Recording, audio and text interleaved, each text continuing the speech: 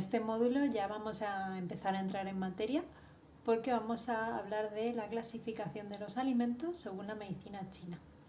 Aquí sí que es muy importante tener la tabla porque complementa muy bien toda la información que voy a ir dando, ¿vale?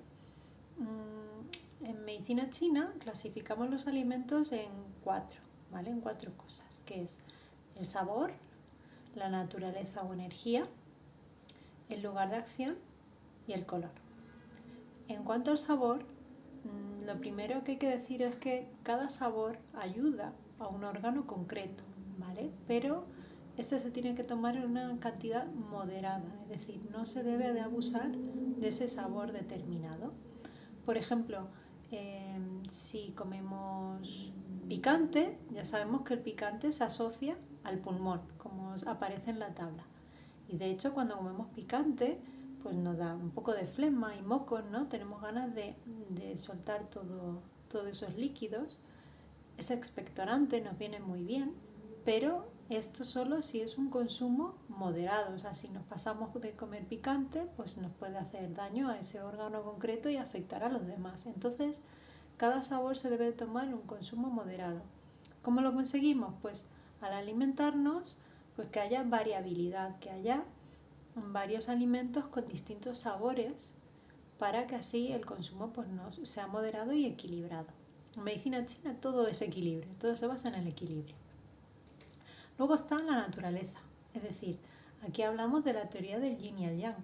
Hay alimentos que por sí mismos tienen una energía concreta, ¿vale? Por ejemplo, hay alimentos que son más yang, que son más calientes, más templados y que ayudan a movilizar la energía interna, pues si a lo mejor notamos mucho frío, pues a ir calentándonos un poco, a mejorar las digestiones. Y bueno, también hay unos alimentos que son más yin o más frescos o fríos que se encargan más de refrescar y de hidratar. Por ejemplo, pues comeremos más alimentos que son más yin en verano y en invierno comeremos alimentos más yang, ¿vale? Y también depende de la persona. Por ejemplo, yo soy una persona más friolera en general y entonces pues intento que los alimentos que coma sean sobre todo de tipo yang, que me den calor, que me den energía. Y luego hay otros alimentos que son como neutros, ¿vale? Que son los cereales. Como ya comentamos anteriormente, pues en la época de la tierra, ¿no? Del verano tardío, lo relacionamos con la cosecha, ¿no? Y la imagen de la cosecha era un campo de trigo, por ejemplo, de cereales.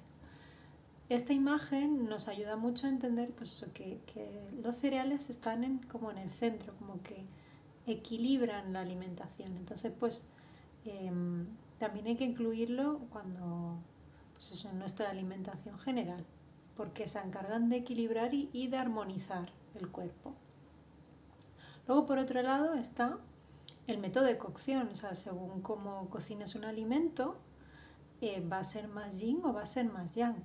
Lo que hemos comentado anteriormente es el alimento per se, pero, por ejemplo, los alimentos crudos son en general son yin, por eso en verano se aconseja más comer alimentos crudos. Pero si, por ejemplo, los cocinamos a la plancha o al vapor o hacemos un guiso o lo hacemos al horno, estos alimentos cambian su energía y se convierten en yang, se transforman.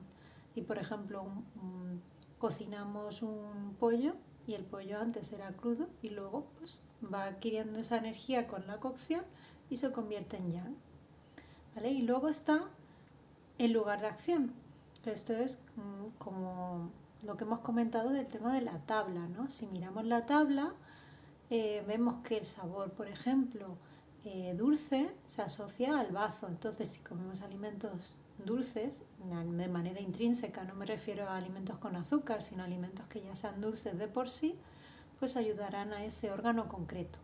Pero como siempre, un consumo moderado.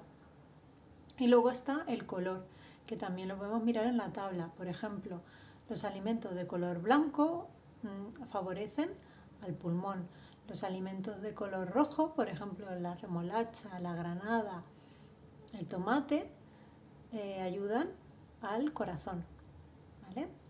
Entonces, bueno, esto teniendo este tipo de información en cuenta, luego a la hora de cocinar, pues nos ayuda mucho tener la tabla a mano para ir asociando qué viene bien según pues, nosotros, la estación del año, el órgano que tengamos un poco más afectado, etcétera.